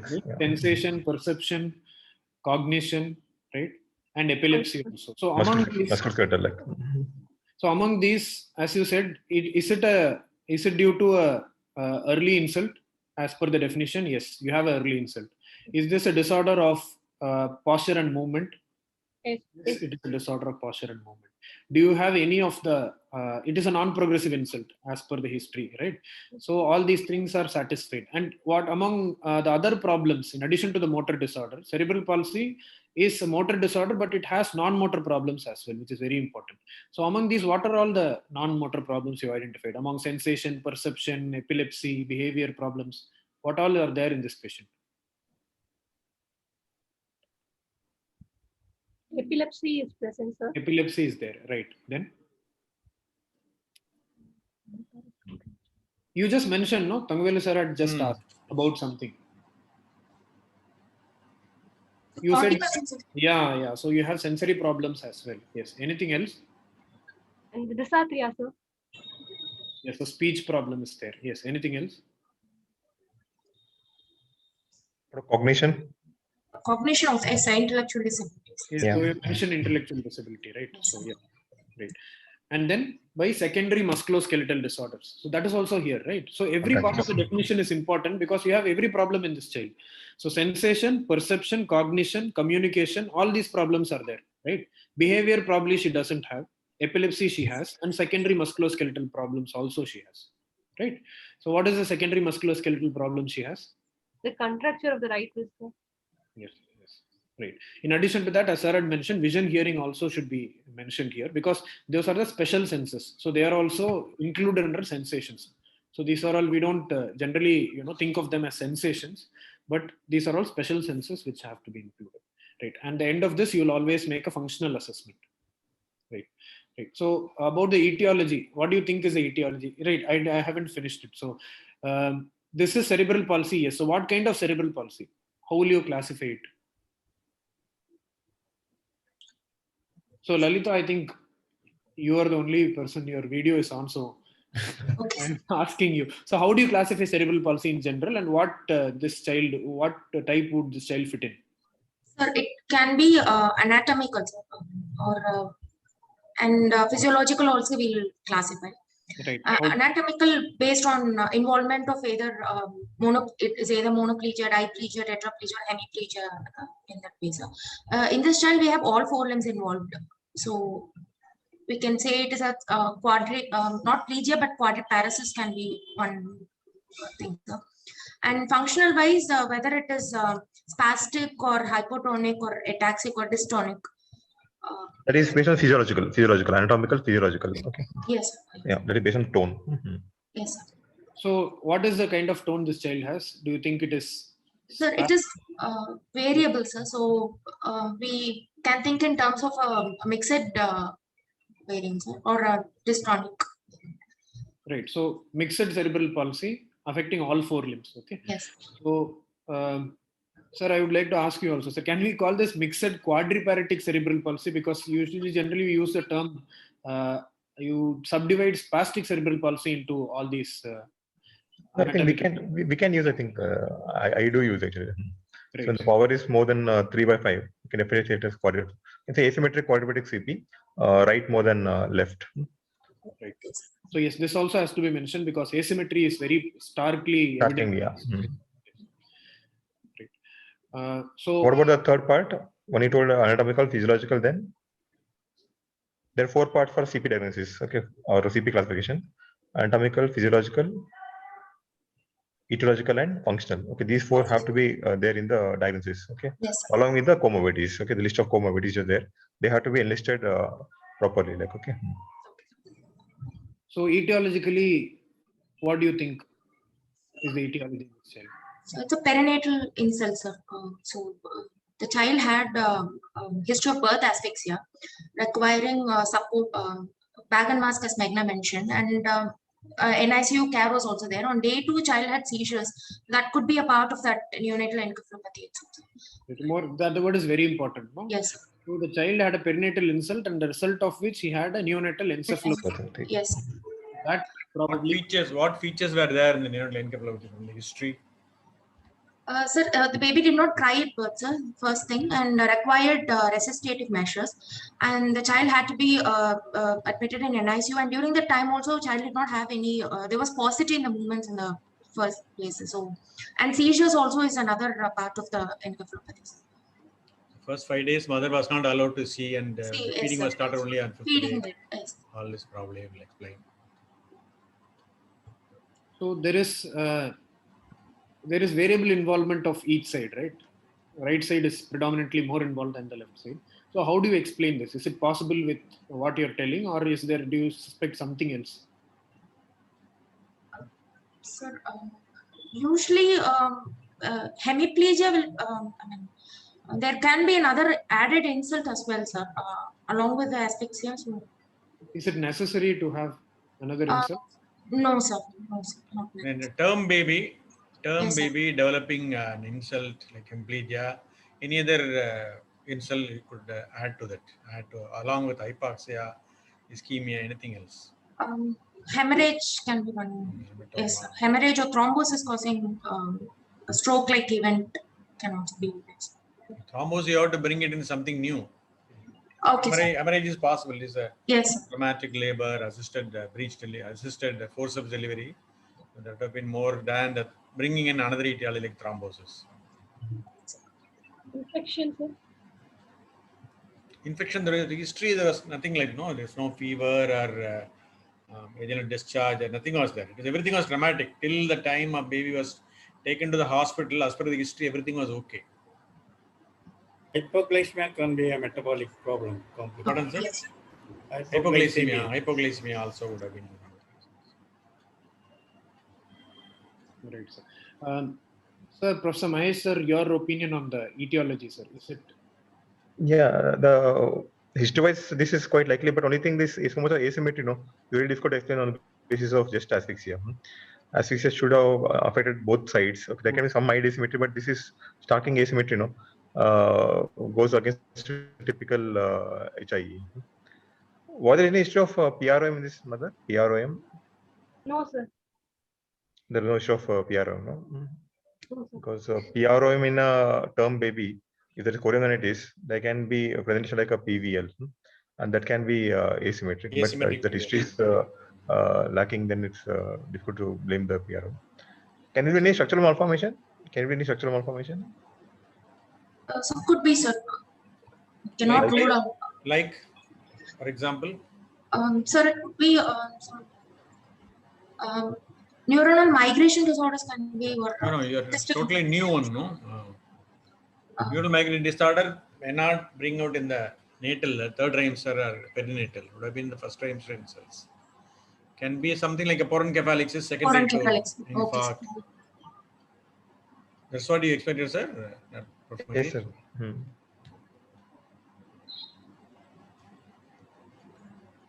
So anything else in up to this point, sir, before you go to the management? I think that's anything. Even the diagnosis should include that obesity part also, the nutritional component. Overweight. That has to come up in the diagnosis, the nutrition and the other situation. Sometimes they come for pneumonia, they come from other intercurrent illnesses. So that has to also be mentioned in the diagnosis, just not the neurological part, the rest of the part also. Many of the babies also have got multiple micronutrient deficiencies, like rickets. All those should be mentioned in the diagnosis. This is not for this case, but if you have a very small baby who is malnourished, other component has to come in the diagnosis. Like even caries tooth or other. Yes, sir. So dental caries, constipation, aspiration pneumonias, callosities, decubitus ulcers. Usually we tend to miss them actually. So they have to be mentioned in the examination. The video doesn't look as if she is obese, though of course her parameters suggest that. But the videos, she looks quite this thing okay, for her height. Yes, sir. Right. So, so how would you approach this child towards management? So how do you manage? And one more thing about this epilepsy is that it is well controlled. So that is one thing which is good. That also is important because you will think of, when if it is probably, if I say, if this child is on 4 anti-epileptic drugs and continues to have 2 seizures per month, would it matter, Lalita? Yes, sir. So every episode of epilepsy is going to worsen the insult to the brain. So that would matter. And refractory epilepsy. Is that more important or something else? Yes, she has a risk of, hypoxia and all these things after generalized tonic-clonic seizure, which goes prolonged. Yes, this is also one of the problems of refractory epilepsy. But why is it important from management point of view? If you have, I say the child has a right focal seizure, which generalizes, and she has this like 2 or 3 per month. So is this important? And the child, in this kind of child, is taking valproate. So this is important. Yes, sir. The drug toxicity can add up to the insult. So because she's an adolescent. Right. So you will think that yes, valproate is one drug, and you are talking about obesity. So that is adverse effects of valproate, right? And then the second one, valproate is not the best drug for a focal epilepsy. Focal epilepsy, yes, sir. Think of changing the drug. Valproate is. Yes, sir. If she's on 2 or 3 appropriate drugs, you say it is 2 appropriate drugs, oxcarbazepine, levetiracetam, you add clobazam, but still the epilepsy is not well controlled, and you say that there is right-sided weakness, right-sided involuntary movements, and you also say that the seizure is focal, starts right focal and then generalizes. So what else in management can you do? Think of at least at this point. Would you think of surgically correcting it? Because yes, sir. Yes, epileptic surgeries for focal seizures. Yes. So that is why the onset of a seizure is very important, though the parents may not have noticed the focal onset. Yes. So even we have only 20 minutes. Right, so probably can we spend more time on physiotherapy and therapy and that aspects of management? Management. Probably Professor Mahesh also can add more. Yes, sir. So can you briefly tell me about the management? Tell us about the management. Who's going to talk about the management? Meghna? It's amazing. Yeah, Meghna. For the management, we need a multidisciplinary team which would involve the pediatrician who would serve as a focal point, and we need a pediatric neurologist, an orthopedician, a physiotherapist, and a speech therapist for her at this stage, sir. And we need to counsel the parents and also the school faculty regarding her needs with respect to her age and purposes. And currently, she is already on physiotherapy. Are you there? Your Wi-Fi is probably somebody else can also take over. Right hand. And the nutrition. Okay. Meghna, are you there? Proceed. Yes, sir. Proceed. Keep talking. And the nutrition has to be optimized as she is falling under the overweight grades. The immunization for adolescent immunization can be done because she's received only up to 5 years of age and the remaining vaccinations are pending. She's already on sodium valproate and clobazam and has a good control. So we need to ensure that she's compliant. And she needs to undergo occupational therapy and speech therapy. And education that she is doing, her academic performance is going well, so she needs to continue the same. We could do also a thyroid function test for her to assess for any new onset thyroid disorders. Okay, so Professor Mahesh sir, your comments on the management. Yeah. How will you counsel this family, Meghna? Like, what will you tell the parents of this child? They need to continue whatever they have been doing now has been optimum, sir, because the child is responding well to it. They need to continue doing that because in case they stop any of the management they're doing, the child might have a recurrent withdrawal seizures, or regarding her physiotherapy, it might worsen her gait if they stop doing what they're doing right now, sir. So, and school faculty, we can encourage them, we can tell them that we can encourage her to use the right upper limb by constraining her left, because at school she's predominantly at all times using only her left limb. So we can encourage that and inform the faculty about the same thing. And she's actually physical activity. She's not much into physical activities because of her limitation. Probably that could also add on to her being overweight. And regarding her nutrition, we need to tell the parents as well as the school faculty to stop her when she's taking junk food items to monitor her food intake. What physiotherapy would you advise for these children? What are the principles of physiotherapy when you have a child like this? What techniques you can use? She has involvement of all core limbs, so she needs active physiotherapy basic on the right upper limbs. The others. You know some techniques of physiotherapy which are applicable for this type of CP when you got CIMT. What is CIMT? Constriction induced. What is CIMT?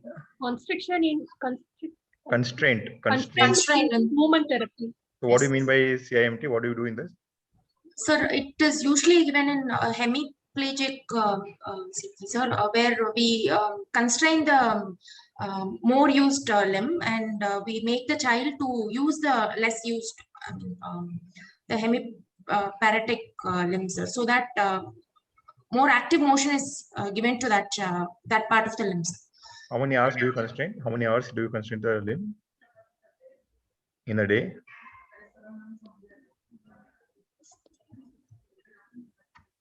Okay. What other techniques are there for such children? Habit. Yeah. What do you mean by habit? Sir, hand, arm, bimanual.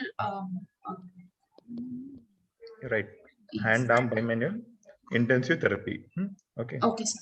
So CIMT and habit, these two techniques have got the highest evidence when you manage children with hemiplegic cerebral palsy. Okay.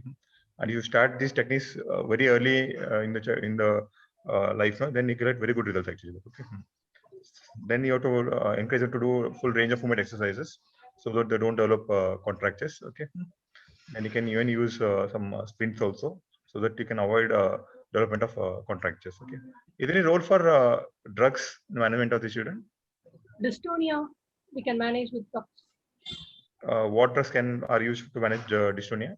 Baclofen, L-Dopa, levodopa. What other drugs? Trihexyphenidyl. Okay. Carbamazepine. Carbamazepine has no much role in dystonic CPs. They can be used for seizures. Okay. Levodopa also again has no much role in dystonic CPs. Okay, so baclofen definitely yes. Okay, you can use triaxiphenyl. There is even role for gabapentin. Okay, gabapentin and sometimes when we use clonidine also to manage the dystonic part. Okay, so baclofen and along with these 3 or 4 drugs, depending on patient's tolerability, we can use them either alone or in combination. Okay. Any other drugs can be used? Something injectable. Botulinum toxin. Yeah, botulinum toxin. Okay. Because this child got involvement of the right wrist, no? Okay. So only for selective involvement of one group of muscles, no? When you use these drugs, systemic drugs, they cause a lot of side effects. So this would be a very good candidate for Botox in the upper limb. Okay. You can either do EMG based or ultrasound based, no? If you inject the Botox in the upper limb flexors, you can get good range of movement in the right wrist. Okay. So she's a very good candidate for Botox surgery. Okay. And now, how do you improve her employment opportunities? Now she's around 18 years, another 2-3 years probably. How to improve her employment opportunities? So currently, what job she might fit in with? So currently she is doing well academically, sir. So I would first advise her to pursue her education till she can, sir. Regarding her employment activities, she, we can train her to do jobs wherein she has predominantly sitting where she does not need to be mobilized, like issuing tickets at a counter.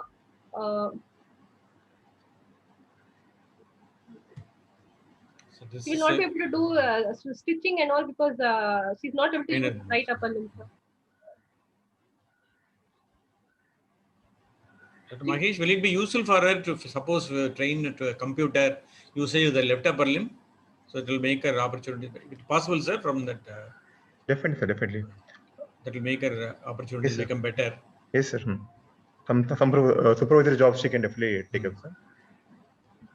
She getting any government benefits, Magna? Any for this question, no, how whether she is using the mobile with her left hand, that will tell whether she can use computer.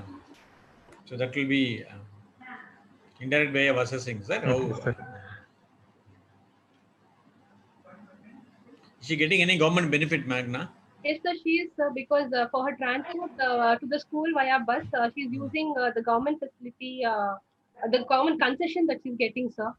And she's using the DIC services now, sir. For physiotherapy, she's taking the follow for that. And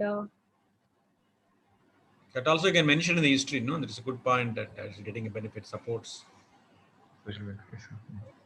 Currently, these are the two supports she's getting. One thing I appreciate is her counseling part. When you asked, she said they are doing already very well, the parents. So appreciate the parents for that. Appreciated and she started with that. So it was very nice. See, for 18 years, no, we have not seen, probably in public sector, we may not be able to see that. In a private sector, we're able to see a girl being brought up to such a good level at 17, 18 years with so much of disability, partly by the parents' role and regular follow-up and also support by NIPMET. This is a national institute near Chennai. They're doing a lot of good work and probably that all would have helped her to come to this level, I think, despite her disability. The commitment of the parents she has appreciated. That's what is very important. She had also mentioned that the school had built a toilet for her use and separate. Even the home also, I think they built it for the Western closet for her for convenience. That shows involvement of the parents. About the menstrual history in this girl, because that becomes an important point of management as well. So, did we mention that in the history? Yeah, she had mentioned. Yeah. How much she's able to take care of it, that's also an important point. How much she's able to take care of her on her own with the help of mother.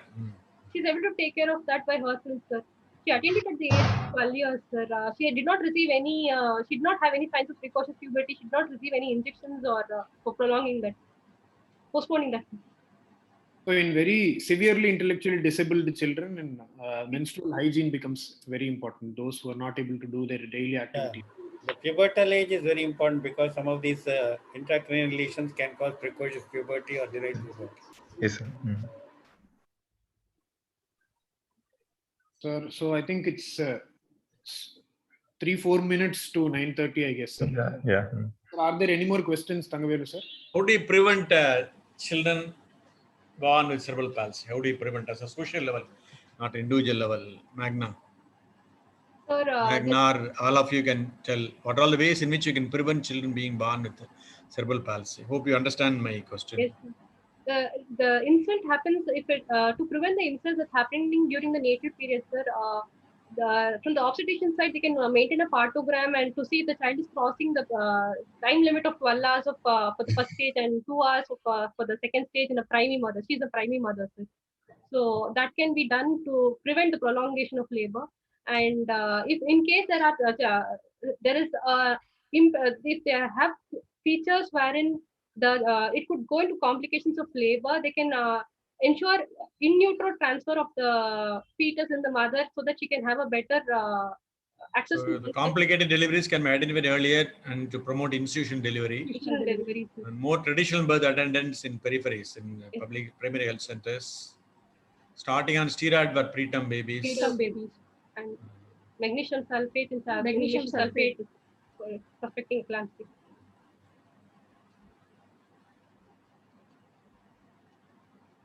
And then after the insult happens, when the child when they present with symptoms, early intervention and early physiotherapy would help prevent further complications and improve the outcome of the overall outcome of the child. Dr. Ramchandran Pierce, sir, do you want to ask any questions, sir?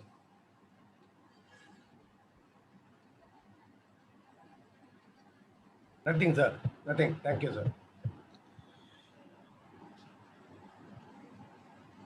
Nothing, Last sir. question from Professor Mahesh.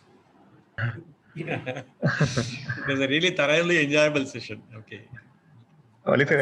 See, in this child, we yes, get a very clear-cut birth asphyxia.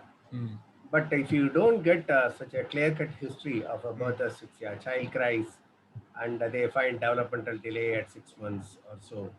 So what are the things which will go through your mind? Because this is a rare thing. Any neuroimaging done anytime, and this thing, nothing was mentioned about it. Sir, it was done at the NICU, sir, just before discharge.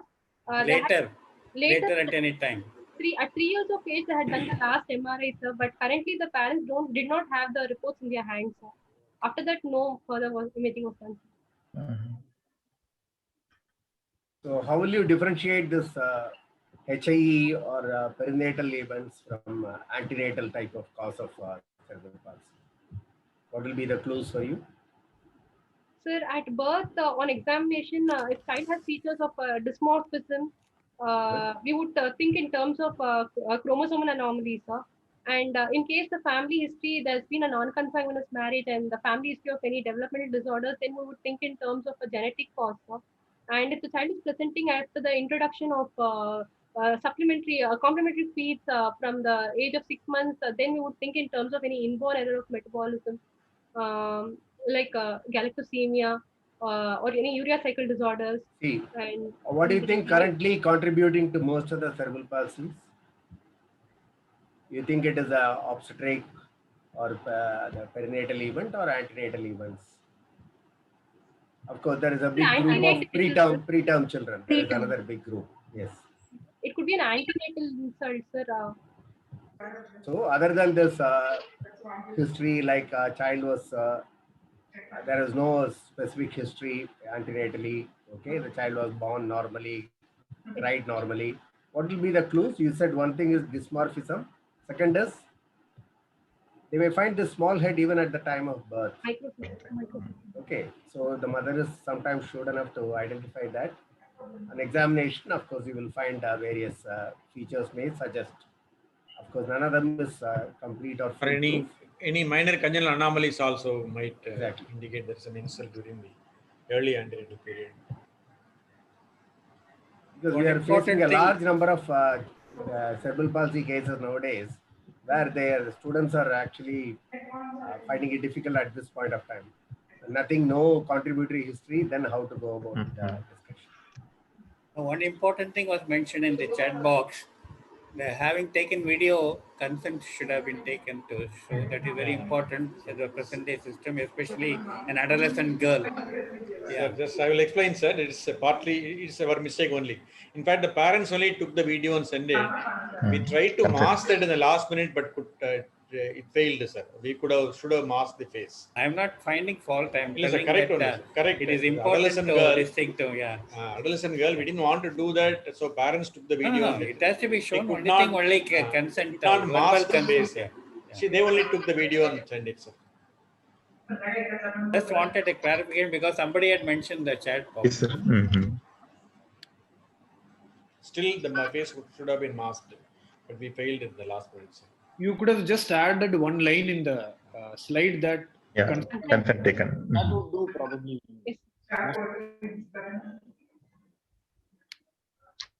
Only advice for you is in exam you get only 25 to 30 minutes. Yeah, so you need to practice how to present a case in 25 to 30 minutes. I think here it might have taken more than a couple of hours here, but in exam, no. We had a you should luxury of practice 2 hours that here. you finish the entire thing in, So one advice is don't start writing the history in exam. Directly start with examination and leave the history part vacant. And if you have time, you can always revisit that writing the history part. Because you keep on writing the history part, you will not get time to write the examination. Sometimes you get stuck in. So first start with examination directly. One of the training we give, that exactly 40 minutes only we will give for the examination, not 2 days, 3 days time for this thing. So that they get training for the examination. Thank you, sir. I think it's a nice presentation. And I think I want to ask 2 questions. Any role of orthopedic surgeon in this child? Any surgery? Lalita or Magna, what is the role of orthopedic surgeon in this child? So this child will not need orthopedic because involvement because this is a dynamic contracture only, sir. So probably physiotherapy alone might help her, along with any local botulinum injections might help us. Orthopedic surgery might not be required at this point, sir. Okay. Second one is there is 2 therapists available: occupational therapy and as well as physiotherapist. Where you want to refer? You are a primary pediatrician. Now you have to refer proper person. That's very important. So occupational therapist. So both are needed, sir. Both are needed. That's the correct answer. Yes. Yeah, that's actually both of them, but I think occupational therapy maybe more. I want the role is more than the physiotherapist at this point of time, but both are essential. Yeah. So thank you, sir. I think it is an excellent presentation. On behalf of all the examiners, I also like to thank and appreciate the students. I think most of the answers are up to the expectation of a neurologist rather than the pediatrician. That's why I feel happy and then congratulate them for the hard work. We all must be agreeing to that, sir? Yeah. Thank you, sir. Without any reservation, we when Tangavelu says it has to be 100% correct. Thank you, sir. Thank you. I learned a lot from the discussion from the students as well as from the neurology exam. Thank you very much. Good presentation, sir. Thank you, sir. Thank you, Dr. Mahesh and Shivan. A lot of new things we learned. Various grading of the new ones, new gradings, assessment. And the assessment of it is, I think today we have used 3 stalwarts, Dr. Tangavelu sir, Dr. Mahesh Kamath and Dr. Sivan, because that's 3 staff megastars. That's a big problem. Okay, we could not get the complete potential of them. That's a very important thing. And really, the discussion was a wonderful discussion, and the students answered very well. And I think I want Dr. Mahesh Kamath to conclude. I'd like to thank the IIP Tennessee branch for giving this opportunity. It was a really well presented case, and they really analyzed the chief complaints, HOPI, examination very well. So only thing, just try to manage the time part in the final exam. So maybe you can just briefly touch upon the birth history and directly go to the other findings and examination. You should manage the time well, because if you don't prepare in time, sometimes you may lose the marks for that reason also. And sometimes if you don't completely write the examination, you get very tensed up, and then you may make some blunders while presenting the case. So practice to finish in that 40-45 minutes. So it will definitely do a good presentation exams. I wish you all the very best. Thank you. You have to prepare for the 2020 Not for Yes, sir. this match. Yes, sir. Yes, sir. Tangavel, sir. Thank you, sir. Yes, Tangavel, sir. I just, that's all what Dr. Mahesh told. I also agreed to that. They have to practice themselves for the passing the examination. Maybe they can reserve this for DM and they go for DM. Yes, sir. yeah.